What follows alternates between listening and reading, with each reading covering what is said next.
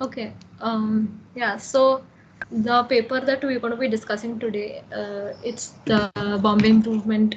Okay. So the paper largely discusses the plague epidemic that was happening in the late 19th century, and how what were its repercussions and how it raised the question of of housing the Bombay's mill workers. And this question was addressed by the improvement trust which was set up by the colonial officials and Bombay's mill owners. So we are largely talking about these events that have been happening through like a certain timeline, and what was the hierarchy of these events happening, how were the effects of these events on the housing conditions for the labor population. So the plague epidemic that happened in Bombay, obviously, it had quite harsh responses to the cities. It obviously claimed almost a lot of victims, a lot of deaths. It made to the news in almost all over the world, and most of the population that was affected was the poorer and the working classes, which also caused almost 20 to 30% of the mill workers of the city. All of those that could leave the city left, and because of this, it crippled the industrial and commercial activities, and it obviously greatly affected the working class neighborhoods. Uh, and what happened during the plague is, so the colonial officials, the colonial government, identified overcrowding and poverty as a cause of the disease, and it was also a start point for the colonial officials to cleanse and kind of develop the city. And plague obviously caused difficulty in recruiting laborers, because there was a scarcity of laborers by then, since most of the labor population had left the city. Um, because of this, as we know, it largely affected the Bombay's cotton textile mills. And one of the facts was, within the first 3 months of the epidemic, yarn outputs, yarn productions were had dropped by almost more than half in the city. And because of all of these events happening simultaneously, there were a lot of changes in the labor discipline that was present in the city. For example, the daily wages had started, which was previously monthly wages, which was introduced by the mill owners themselves. Um, there were a lot of strategies behind introducing monthly wages, but they had to shift because of because of the epidemic. And there were shorter hours of working. Almost a lot of mills closed altogether during this whole period. And this also caused biddings and auctions almost for the labor force, because so many of the mills were losing out on the mill workers. There were people almost hiring mill workers on the streets, and there were quite a few fun facts also in the paper and outside the paper. And because of this, the colonial government started addressing the issue as a larger issue for the city, because they identified that this could eventually affect the public health of the city. And to tackle this issue of the overcrowding and to prevent so-called another outbreak of the disease, they set up the Bombay Improvement Trust. Now, the Bombay Improvement Trust had a certain agenda. It was why it was set up. It was conveniently set up for providing sanitary accommodations to tackle this overcrowding problem. And because this issue was addressed for the poorer and working classes, um, their agenda was to make new streets, open up crowded localities, and so on. And over the paper, we will be discussing how, in the process of addressing these issues, the Bombay Improvement Trust and the other party, which is the mill owners, who also decided to take up the responsibility of housing the mill owners. Both of these, rather than actually building, had almost destroyed most of the housing for the mill workers. So moving on, uh, Akanksha will continue speaking about the steps that were taken by the Improvement Trust. Akanksha? Yeah. So the operation of the Bombay Improvement Trust for the urban health. So Bombay as an industrial city experienced overcrowding, especially in the residential area of working class, and these areas were located within the vicinity of the mills. Due to the overcrowding living of these workers, the millowners and the commercial elite view overcrowding as a root cause for the plague. Not only overcrowding but also unsanitary housing were the cause. To cut the cost, the Bombay Improvement Trust was formed and had the authority of not only building the houses for the poor but also the rights to demolish the slums, widen the road to, and also to improve sanitization in the crowded area of the working class. So some of the policy that Bombay Improvement Trust included were: first was to open up the crowded area and construction of the sanitary housing for the poor, widen the roads and make new streets. And Bombay Improvement Trust also reclaimed land from the sea for the expansion of land. So there was a trust board created so that the Bombay Improvement Trust could not illegally or forcefully take the private property from the for the cooperative interest, and also could not demolish or reconstruct the area. So there was a fixed alliance formed among the colonial state, BMC, landlord, millowners, and merchants. So the trust also concentrated in various activities such as uh, widening the road, commercial improvement. One of the example is the reclaimed land from the sea in Colaba that included draining and paving of 47 mile of the road. And another example which the paper talks about is the redevelopment of Nagpada area, where the trust designed the Nagpada chawl by incorporating bricks over concrete and Australian wood. So some of the challenges faced by the trust was next slide was to resettle the people while demolishing and rebuilding the area for the people, and to pursue faster alternative housing providing long term solutions. Next was to minimize the overcrowding during the demonetization of process, and providing accommodation for those who had to be removed but also didn't wish for housing to be constructed. As a solution for the above Hey, problem, you said demonetization of process. sorry, demolishing, Thank like God. Okay. reconstruction. No, sorry. As solution for the problem, Bombay Improvement Trust started providing temporary housing for those people who have displaced until their permanent accommodation are constructed. So some of the example were the dwelling at Seaface Camp at Buri Bandar and other huts in Churney Road and Palton Road. Yeah, next.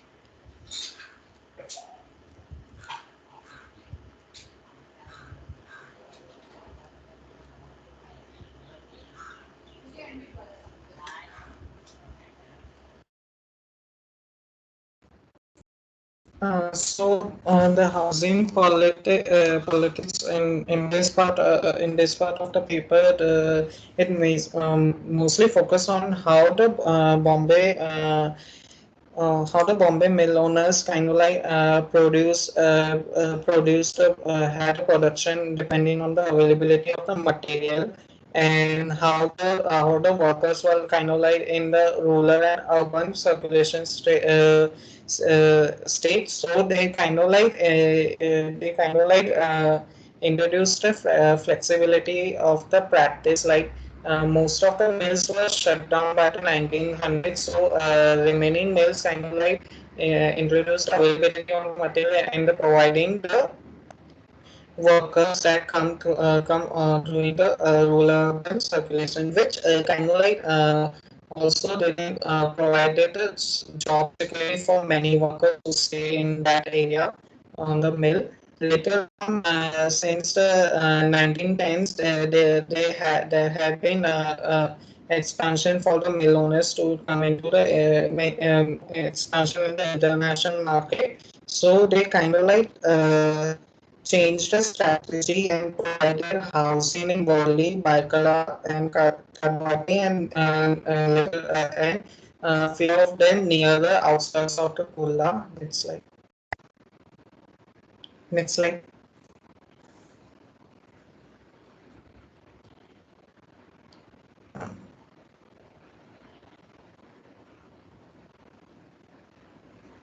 Next slide.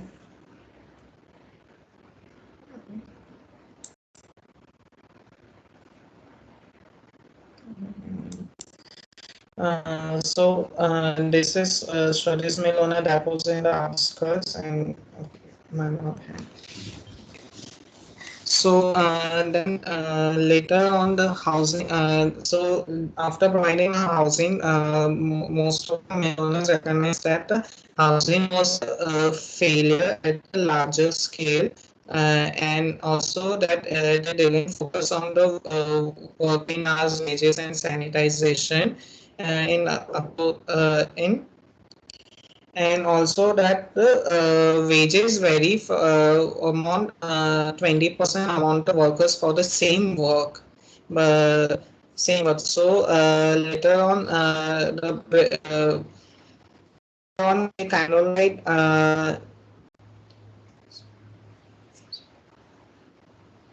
later we kind of like recognized improvement trust failure and also the failure in the mills, since most of the mills like provided ₹3 rent for a month, and the mills that were in the in the city region had housing which provided ₹9 per month. Like there was almost like three times the prices, and which they kind of like came to the recognition around 1913 and 1940. So by the end of the by when the Indian Industrial Commission and Bombay Mill Owners uh, had an sit down and agreement, so the Bombay Mill Owners kind of like rendered their opinions for the mill housing and the testimony. And later on, later on, the workers themselves came to the mill owners, demanding to work for 13 to 14 hours a day, so they could earn some more money. Next slide.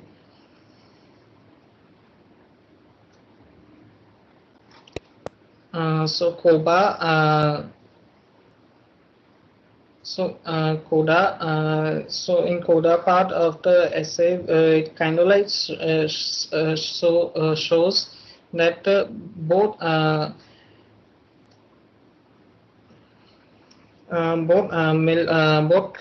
Bombay Improvement Trust and the mill owners were affected due to plate and provided the housing for, but they it kind of like didn't resolve the overcrowding issue. Like the houses that were provided were only 10 by 12 10 or 12 square feet, and by the time they realized in 1930, uh, the construction cost and the material cost increased, since because of the World War also, First World War. and Bombay. So they kind of like Bombay Improvement Trust kind of like wanted to mill owners to build a housing while in their house in their mill factory area, near the factory area, while the mill owners kind of like claim that the housing would be actually lost for them, since it would create more debt for them. And later on they claimed that the Bombay Improvement Trust wanted to change the housing for the poor from housing their agenda from of the housing of the poor to the commercial commercial, so they could so they could earn the money, since Bombay Improvement Trust had a very little bit power only for street widening and all. So they kind of like focus on providing making profit out of these housing schemes and all.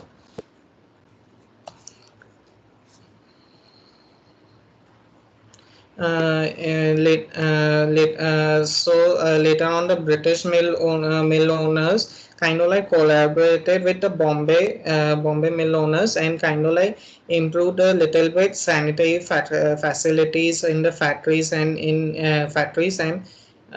the housing with for the workers. And after the post independence, the many of the workers stayed who stayed in the mill housing were kind of like by the current government wanted them to be relocated somewhere else, um, and provide a suitable housing, but only those who were under the Bombay Improvement Trust, Bombay Improvement Trust were relocated, but not those who were under the mill owners housing, mill houses. And through the this and it the only part the paper concludes is that uh, they don't solve the housing at the larger scale. They just solve temporarily and kind of like focus, kind of like make other parties to invest in the housing rather than the government or the improvement trust. Yeah, that's it. Okay, you're done? Yes. All right. So I have, I just want to ask you, where did you get this that the Bombay Improvement Trust wanted to make profits? It's in the essay It's only, in the page essay. 119. Where in the essay? Can you point out that section to me? Page number?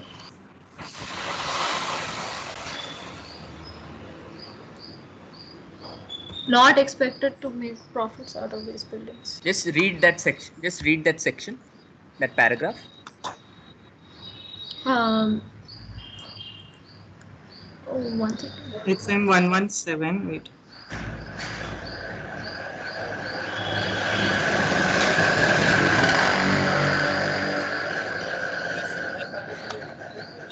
Concerned with the profit, Vittal Das D. Thatre, the president of the Mill Owners Association, objected to the trust concern for making housing for the poor class into the commercial enterprise, charging that the trust should not expect to make a profit out of these buildings, and not that the interest changes.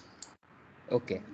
So, all right. So okay. So it's a slight misunderstanding on your part as to what the trust was doing and all that. Anyway, so let's do one thing before we respond to this essay. I think it's better that we read the other one first, and then we'll talk about them together. Okay. The other group is ready. We kept the presentation a little short since we were No, under the that time. is good, but it wasn't very short. It was 23 minutes, which is not short. Okay. It should be shorter than this. Anyway, I'll tell you why it is long also. All right. So let's go to the other essay first. Yeah. Who's presenting?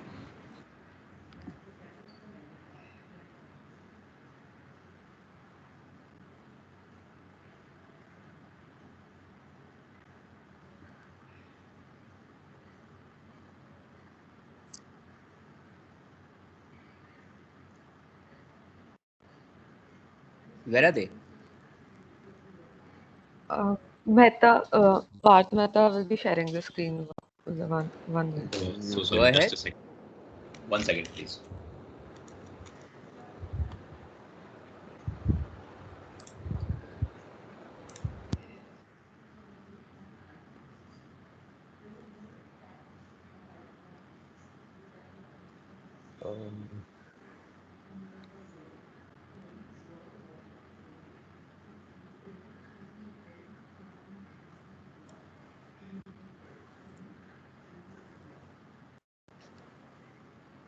Are you able to see my screen? Yes. Okay. I'll just start. So, our paper is an infection of locality, the plague pathogenesis and the poor in the Bombay. It's written by Prashant Kidambi. In the September of 1896, a virulent plague epidemic broke out in the colonial port city of Bombay. The theories of interpretation were aimed at suppressing the disease and was principally informed by contagionist doctrine. However, the paper argues that long-standing localist etiological theories continued to exercise an influence, and the anti-plague offensive was largely directed at the urban poor. Yeah. So there were two theories in play. First was the contagionist theory. Throughout the documentation of the history of the plague of 1896, the scholarly literature and all the articles have assumed the fact that the colonial plague policies were based on the belief that the disease was contagious from person to person. In other words, the disease can be either transmitted directly or indirectly through human agency. And to break the chain, certain measures had to be taken, such as quarantining people, hospitalizations for suspected victims, and house-to-house visitations. Now, what happened instead, as the paper mentions, is that there was another theory at play, which was sort of controlled by the elites of the Bombay. And this sort of localist framework emphasized the role of environmental factors as the predisposing cause of the plague. And the policy specifically targeted both the neighborhoods and the bodies of the Bombay's poor people. Two underlying assumptions were made, which accented this class-specific character of the policy. First, observers were inclined to ascribe that the microbial origins of the disease, localized conditions of filth, of lack of ventilation, and general sanitary disorder. Basically, all the people that were living or like seeing the people who were living in the slums were pointing out the fact that this is exactly why and where the plague is sort of breeding and going out to the rest of the city. Second, the localist ideas combined with orthodox contagionist doctrine to come to the conclusion that the conditions of these filth, which were then communicated from person to person, brought around the notion that the plague contagion, which nurtured the insanitary slums, would infect the city's elites. Nikhil.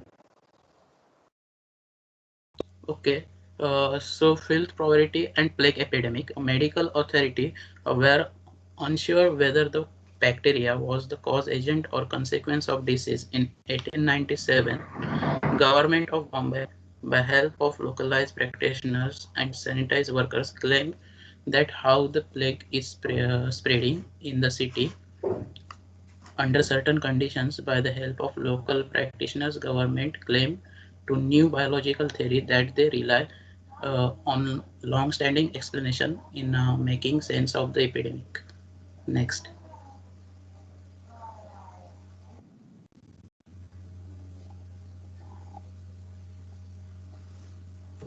Okay, so filth, poverty, and plague pandemic. The health officer wrote we treated houses practically as if they were on fire, discharging into them from steam engines and flushing pump quantities of water charged with disinfectants.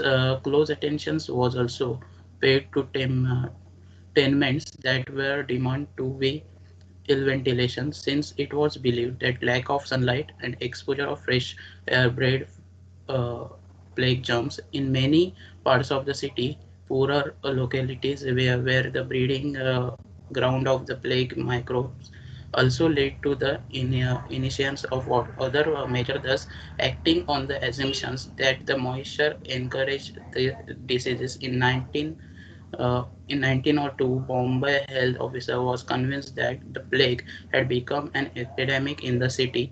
Also, the health officer clearly highlighted the fact in annual report that the sections of the city that posted the highest death rates were those inhabited predominantly by the poor and were characterized by overcrowded and ill-ventilated dwelling and large collection of filth.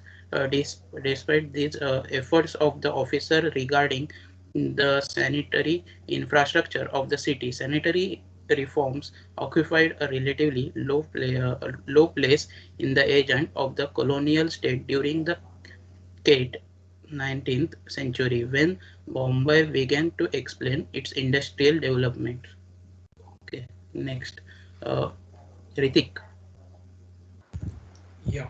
So in 1897, the Sanitary Commissioner of Mumbai recommended that after this epidemic, the wholesale evacuation process should begin in the city. So to give it a full effect, the government of Bombay noted that at least 30,000 people belonging to different races, castes, creed would need to be provided with a temporary dwelling. But the fact was that there was no site within the limits of Bombay municipality which would accommodate even 1/10 of the number. However, while the practical difficulties prevented the policy of wholesale evacuation of localities, a new organization was nonetheless established in January 1898 to deal solely with the removal of tenants from the infected houses under the orders of the plague committee. The aim of the organization was to pass through the camps greatest possible number of the poorer classes who kind of lived in insanitary houses, tenements. So as soon as the people from those houses were vacated, the tenement was surveyed with objective of improving its sanitary conditions, so that the poor inhabitants had so when the poor people had finished their time in the health camp, they might return to a thoroughly disinfected, cleansed, and well ventilated healthy dwelling. Next. Yeah, so municipal commissioner believed that the danger was greater from being in an infected spot uh, than from coming into a contact with infected person. So they were in belief that if they could remove 30,000 people at a time from infected houses in Bombay for 6 months and isolate the cases as they occur, and keep the houses empty and thoroughly disinfect them, and also at the same time demolish the totally insanitary quarters, they could kind of prevent the spreading of plague over the city, and the situation might get under control. Next. So after the localist doctrine and the plague policy committee, plague policies, there was another theory which came up, which was the contingent contagionism. So, it was believed by the elite class of the people that the plague germ primarily infected those who are residing in the poor sanitary conditions, and was a disease generated by the filth. So this in turn buttressed the belief that it was only the poor, rather than the respectable class as well, who were the natural bearers of the contagion. Sir T.S. Weir told the Indian Plague Commission that before any epidemic comes, you can kind of map out its course if you have two factors in your hand. One is the breeding, the types of breeding, and second is the class of the population. So to support this view, Dr. Thomas Blaney said that in districts which contained the poorest population and the worst house, that area kind of saw the greatest intensity of the plague. Municipal Commissioner's original proclamation in October 6, 1896 announced that there should be compulsory segregation in a hospital of all plague cases, irrespective of class, caste. But it was kind of received with loud denunciation by the respectable classes of the society, and they kind of expressed resentment that authorities did not make any distinction in respect between the well-to-do class who can afford to effect the necessary isolation in their own houses and low unprotected members of the society for whom the isolation camp was kind of necessary. So consequently, municipal commissioner issued the second proclamation that stated cases where proper segregation and the treatment can be carried out in the premises itself, they kind of does not require the hospitality.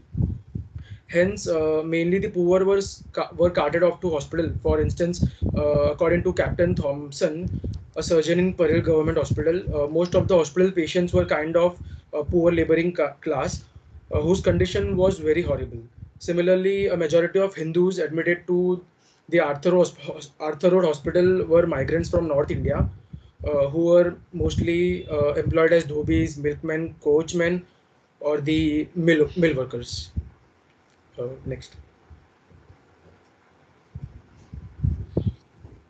Um, this part of the paper talks about how sanitarianism and the urban planning went hand in hand. During this time, the Indian government made several changes in its plague policy. House and body searches, compulsory segregation and hospitalization, corpse inspection, and the use of troops were accordingly abandoned or greatly modified. The localists believed that regarded plague as a disease that primarily took root in the insanitary neighborhoods led to the establishment of the Bombay Improvement Trust in 1898. Most of their initial operations were hence an assault on the insanitary dwellings and localities. Several contemporary figures spoke up against the report of the Indian Plague Commission, saying that the solution was really basic as all that was needed was pure air. This could be achieved by ensuring that first, each and every room in a dwelling was provided with a window for air and daylight, and second, by keeping each house and its surroundings reasonably free from all causes of air pollution. To do this would be relatively simple and cheaper, in fact, since pure air is obtainable everywhere.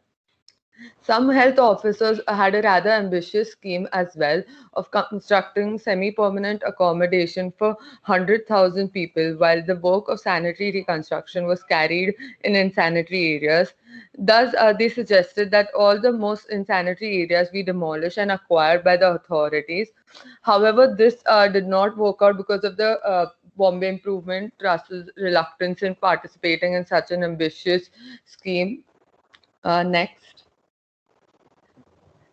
In 1901, the municipal commissioner pointed out the loopholes in the municipal regulation and proposed amendments to the Bombay Municipal Act of 1888 in order to remedy the existing defects and bring all building operations under sanitary control.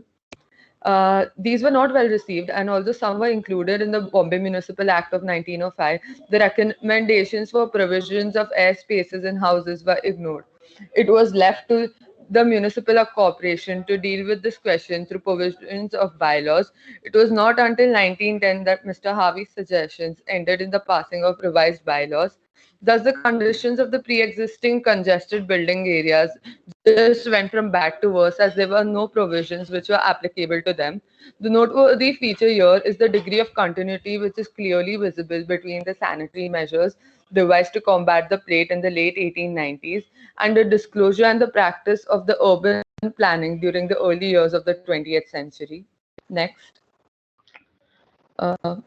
So there have been two main points which have been put forward and argued during this paper.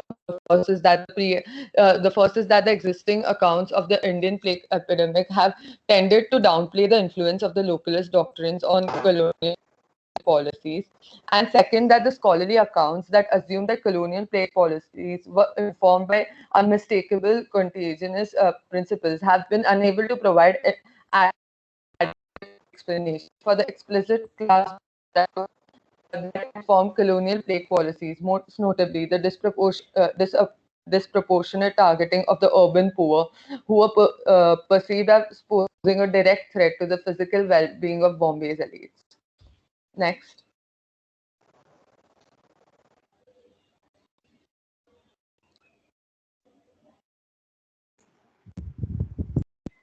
Ritik?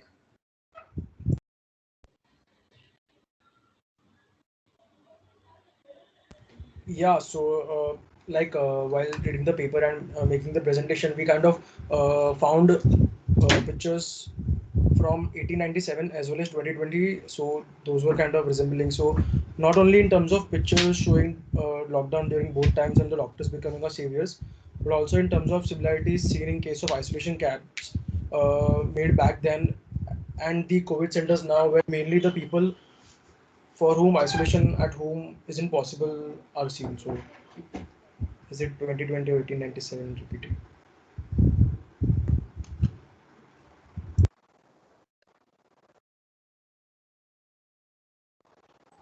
Yeah, that's it. Thank you.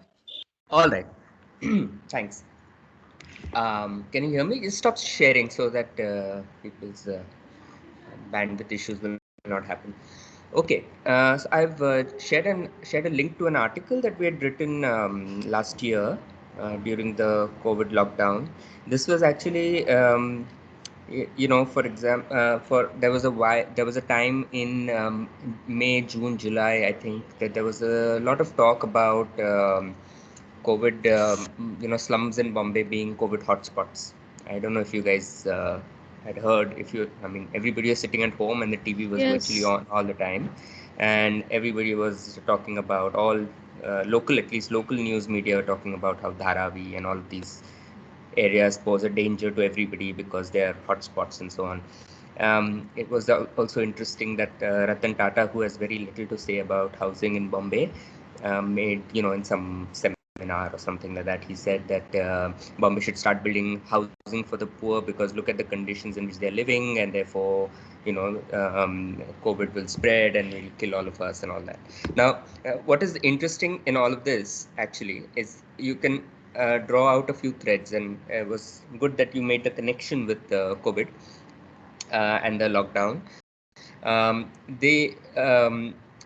For example, when the cases started coming in Bombay, the municipal corporation started doing some mapping, and these maps were put up on the corporation website. I don't know if anyone of you has had the chance to see those maps. Basically, what they would do is, if you find a positive case, you locate it on the map. It was a kind of a GIS map, and you locate that, and another case, and you locate that, and so you get like clusters of cases happening, and and immediately there were kind of academics and journalists who started looking at those maps and started saying that, look, most of these cases are happening very close to slums or in slums.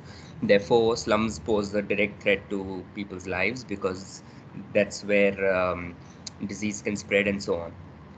Now, what's very interesting about all of this is that if you actually looked at the slum data, which the BMC had put out, the way in which people were writing about this information was that Bombay is divided into these 25 odd wards, and cases were reported from each ward, and obviously cases were higher in wards which had higher population and lower in lower population, but the way it was made out to be that the greater the amount of slums in every ward, in a ward, the greater the number of COVID cases.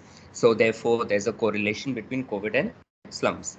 But in the article that I just shared, there's a graphic there which you can look at, a chart, where if you actually take the number of cases per 1,000 people, there is an inverse correlation between slums and cases, which means that the wards with higher number of higher percentage of people living in slums have lower cases per 10,000 people as compared to wards which have lower number of slums. So that the fact that you can use information, data, and supposedly with all of the scientific pretenses of doing data analysis, and you can come up with conclusions which suit what you already believe.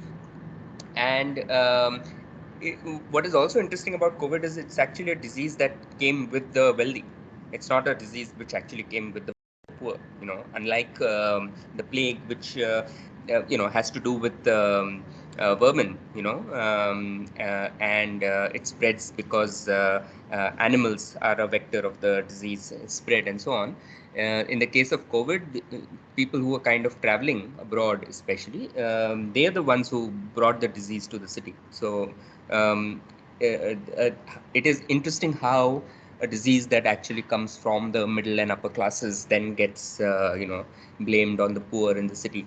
So this actually is what Kidambi's essay is about. It's about the politics of disease and who is made to be held responsible for something which is as biological and physiological as disease. So I mean, if you're looking at this question from the perspective of research, as researchers, and especially as architects and urban researchers, you would like to, you would want to actually do 2 or 3 things. One is examine the data itself and see what it is saying. And second thing that you would want to do is to identify what are the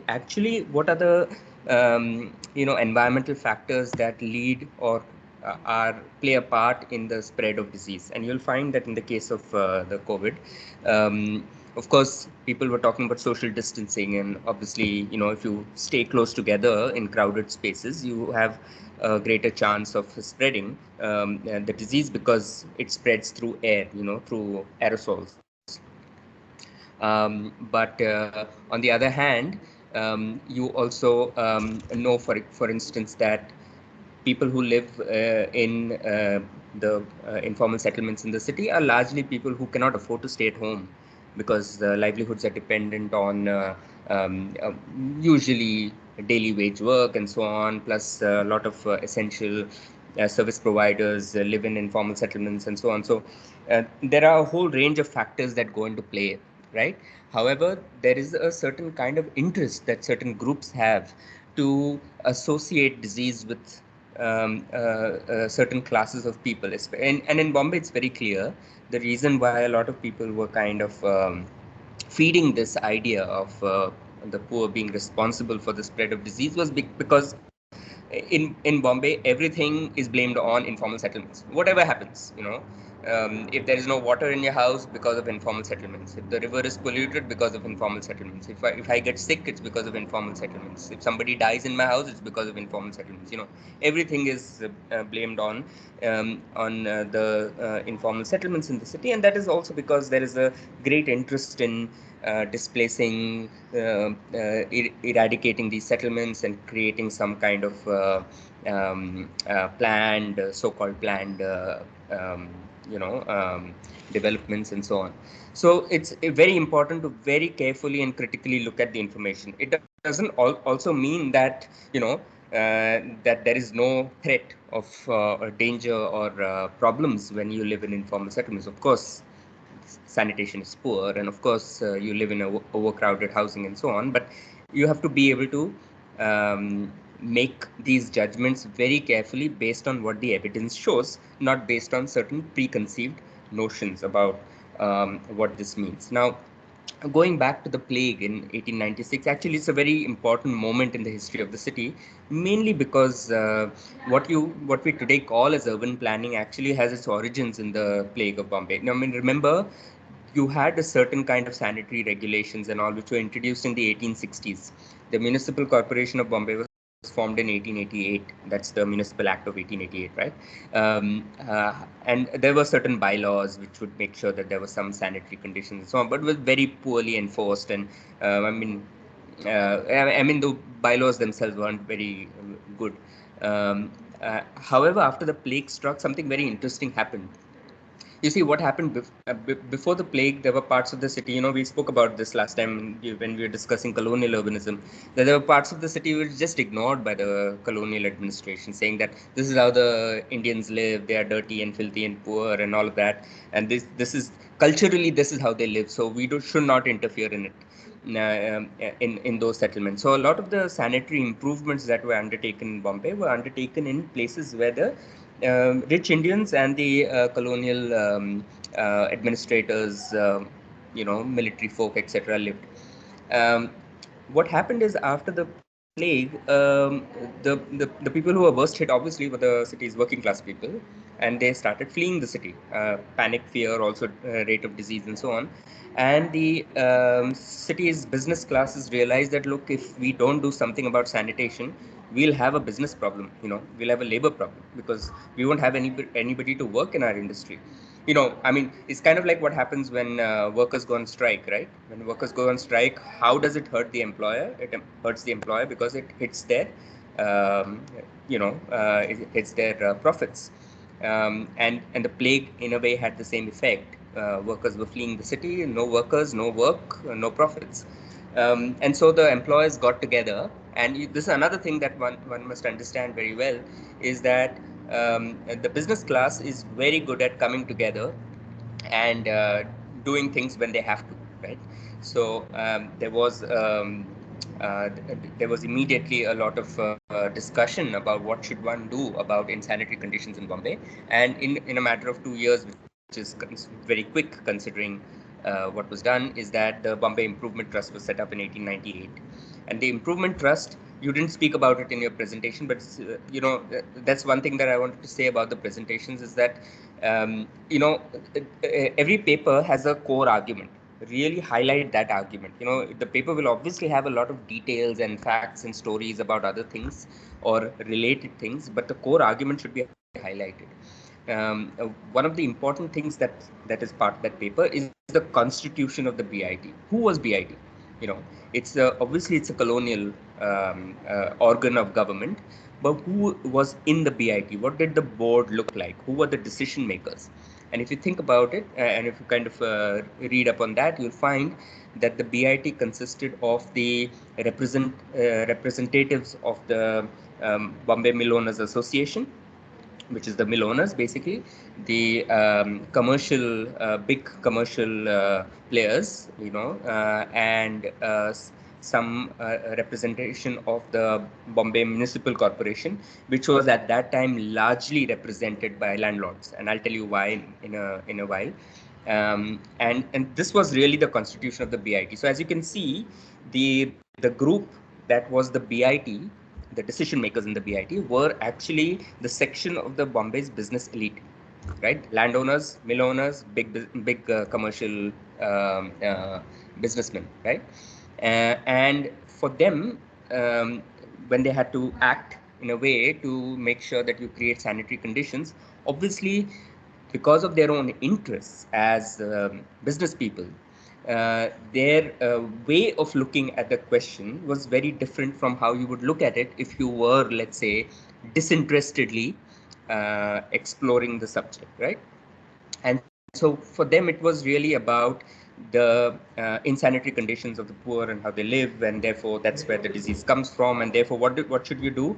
You should carry out these large road widening schemes and evict people from their homes, demolish the homes and rebuild them, and so on. So that was the way in which the whole approach was organized, right? That is the way the whole approach was organized. So now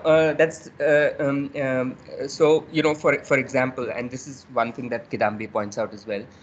At that time, it was very well understood in in the Western world why plague happens.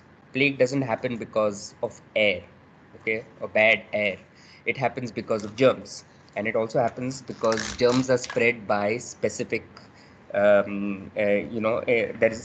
are specific mechanisms of transmission as well. However, in Bombay, the dominant approach of looking at the plague was that the plague is caused by bad air, or miasma theory, actually. And it's very interesting that in Great Britain you believe that plague is caused by germs, but when you come to Bombay, the same people start believing that it's caused due to bad air.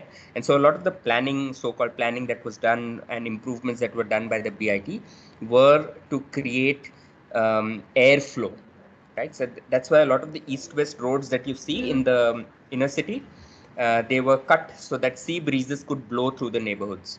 Okay, that obviously has nothing to do with the plague, but it was a belief that that is what the plague that is what will help solve the problem of insanitation. Well, it is questionable on, and I don't really have information about what kind of real sanitary improvements were carried out in terms of services and sewage lines and things like that. I don't think there was much done there, but there was a lot of things done in terms of creating building bylaws, which would ensure that there is space for light and ventilation and so on, which was important in the long term for other reasons, but definitely it was not really the main factor which was leading to the spread of disease. So what Kidambi says is correct. What happened was that the plague was became a pretext for very violently intervening in the neighborhoods of the poor, and the second is that the responsibility of the plague was laid at the door of the working people in the city, not the failure of the government and the elites of the city who failed to, you know, basically provide or pay for, really not provide, but really pay for the basic infrastructure in the city. Right, so that is where actually the responsibility of the plague was, but it was blamed on the poor. And the only reason why they intervened or they decided and agreed upon to intervene in the city was because it hurt their business interests, not because they cared for the poor or they cared that people should live in good conditions and so on. So that's essentially this is a I mean, when you look at it, it's clear, and this is what even Amar Farooqi talks about when we discussed the essay last time, is that Bombay's development has been largely shaped by certain dominant classes, the dominant basically the business and land owning classes, in their interests, and that has in a way prevailed in the whole tradition of planning in the city, and it continues to this day, in fact. And as you kind of probably saw, even the way the COVID was responded to, right? So there were other problems with the BIT's approach. For instance, what they did was they demolished a lot of homes, they built very few. So they increased the housing problem in the city, which was already very bad. Plus, what they also did was because they, in many houses, which were these long houses, which had many rooms, one behind the other, what they did was they created these chokes. So they they removed some houses from the middle of these rented apartment blocks. And so what the landlords did, obviously, was they built a couple of stories higher, and they built all those rooms. So the overcrowding did not get reduced because of the BIT's actions. In fact, it stayed as much it was, or it got worse. And so did the housing crisis, because the number of total housing stock in the city reduced instead of increased. And later, I mean, once the whole paranoia of the plague passed by the 1998, 1999, the BIT was building suburbs like the other Parsi colony and all that for middle class people. Not even, I mean, the whole emphasis on building housing for the poor was gone. BIT was also carrying out reclamation schemes and so on. So it became basically a commercial agency, and that's what that paragraph means when he says, when somebody objected, saying that the BIT should not focus on building commercial developments, but should focus on providing basic services and infrastructure for the city. So yeah, that is basically the story of these two essays. Any questions, thoughts, comments? Let's have a discussion. Yeah, Hussein, can you hear me? Yes. It's just an observation. So why don't we consider the pandemic in our designs? Like what I think, even after everyone gets vaccinated, the norm of social distancing is still gonna continue. I mean, the fear, and Why would it continue? The fear is still gonna continue, I think. So do you design for fear? No, but that person is affected from COVID or something like that. Yeah, so why don't we have isolation wards and huge public space where social distancing is maintained in our designs?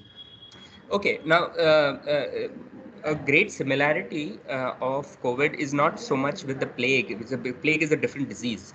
If you look at the Spanish flu, which was actually 1918, 1919, it spread in India quite a bit. Spanish flu was very close to, because after all, that's also flu, and COVID is also a form of it's this similar virus.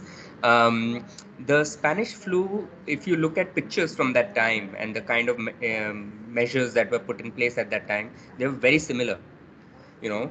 But once that passed, people got back to living the way they were living, you know. This social distancing thing is a measure uh, during the pandemic as a kind of a protective, preventive measure. Okay, it's not a permanent fact of life. And you know, I mean, it would be a mistake actually to think that this is how we are supposed to live. It's a terrible way of living. You know, keep 5 feet away from everybody. You know, how do you live like that? You know, I mean, don't you like to be amongst lots of people and be intimate with them and so on? You can't live like that, right? So this is a temporary measure meant so that the rate of disease doesn't shoot up to such an extent that the health system cannot cope with it. Also, remember, quarantines are serve two purposes. One is that it restricts the interaction of people who have contacted the disease from infecting others. Okay, and it is also a way of ensuring that the disease doesn't spread so rapidly that it overwhelms the health system.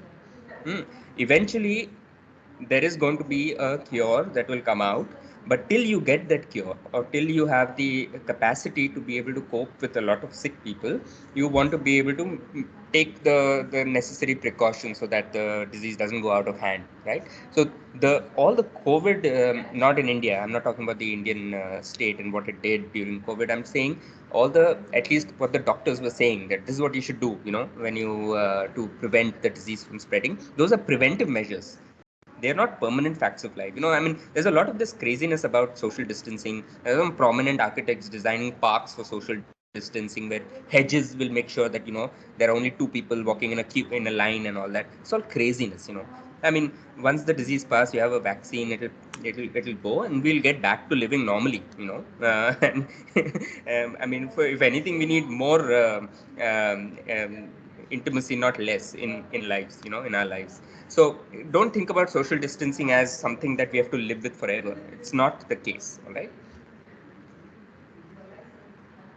Yeah, but I think the face masks are gonna continue after the COVID thing also. So Well, I think as a preventive measure. That's why. you can wear it if it's. I mean, I think you're going to wear face masks more because the traffic pollution is going to kill you than any virus. But Yeah. you know, but you know, I mean, you wear a face mask at home?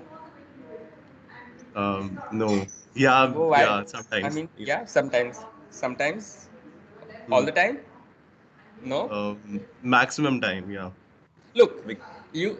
I mean, okay. This is a little off topic, but I mean, since you Hmm. brought it up and all that, look, this whole. I mean, you have to be a little rational about all this, right?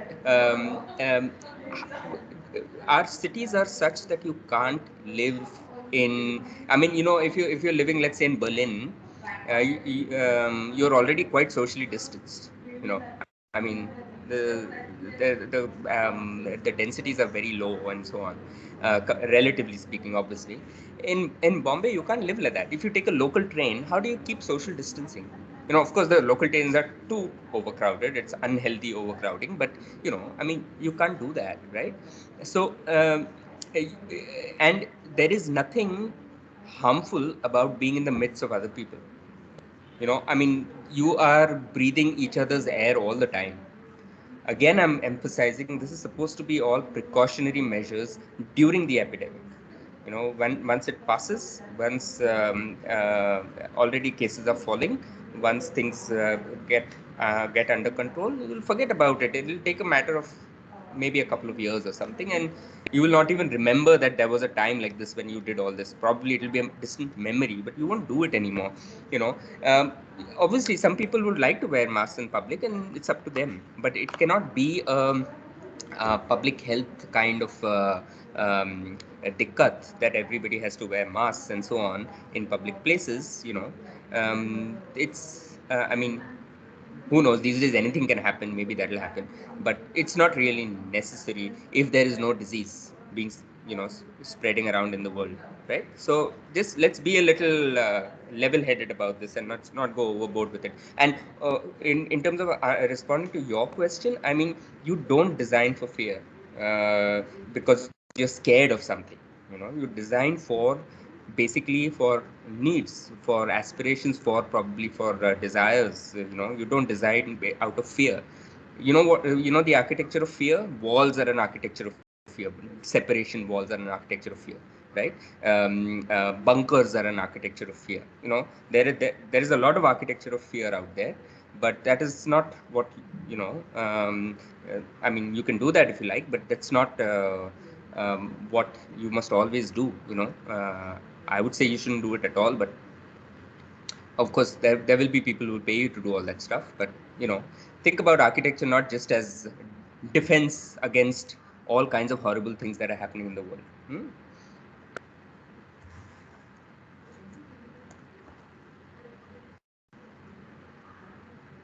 Any other question? Any other comment? So this is also out of context, but had we watched a movie about this similar topic in first year, about the relocation of and the sanitary this thing of housing? Maybe not exactly mill worker relocation, but I think we had watched a movie in first year during No, I humanities. don't think it was a movie. I think I had made a presentation of my paper or something like that. No, a movie where I remember was it Nasiruddin? No, that was Raheja. No, there was a movie where I remember little like blurry remember someone going into the house and clicking pictures of the insanitary conditions. No. That was Mohan Joshi Hazir Ho. That was Oh, about yeah. yeah. It was not insanitation that way in the sense of disease, but insanitation in terms of dilapidation. The house was going to fall apart. Basically, it was going to collapse, and they had applied to the repairs board. So we have a repairs board. MHADA does repairs, in Bombay. Earlier, it was called a repairs board. So if you wanted to get your house repaired, you would have to make an application to them. So it was all the bureaucracy of trying to get your house repaired, and the builder on the site trying to redevelop that house and hoping that it falls so that I can take it over and build a new house and all that. That film was that. Yeah, nice film. Very nice. Yeah. Yeah.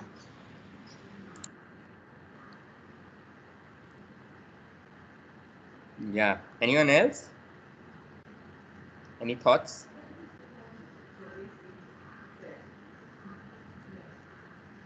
Like talking about the earlier topic, people actually have done that. Like just recently, I saw a video of the Doomsday Pavilion, Doomsday houses for the super rich. Like they've actually built like these bunkers.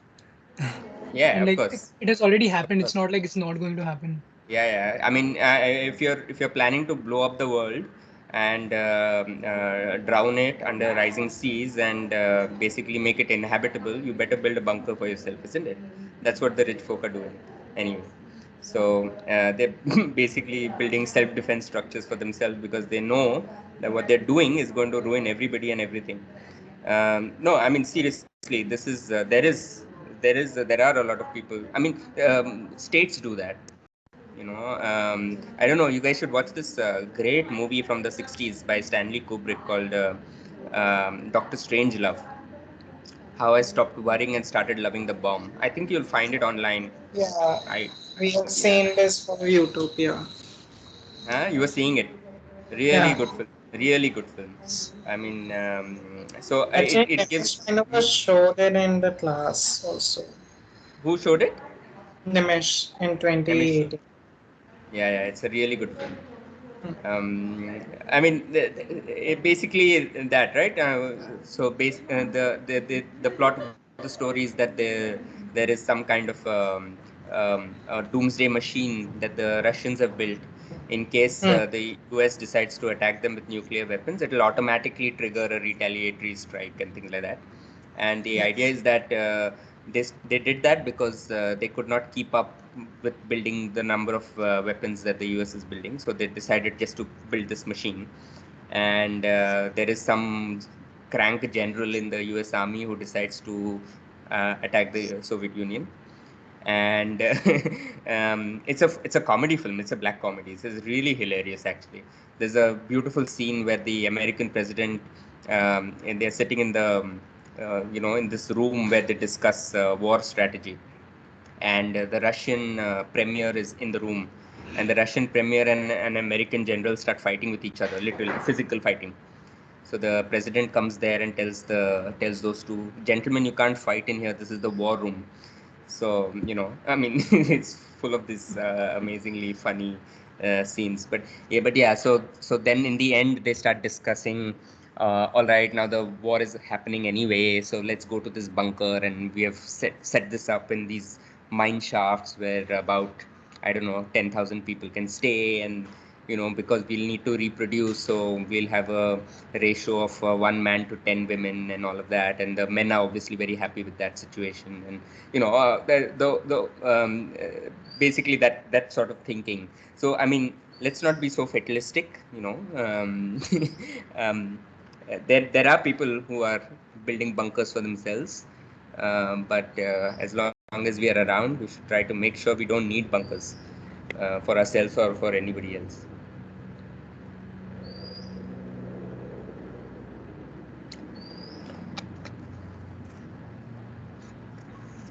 Okay, one more last comment, and then we'll end.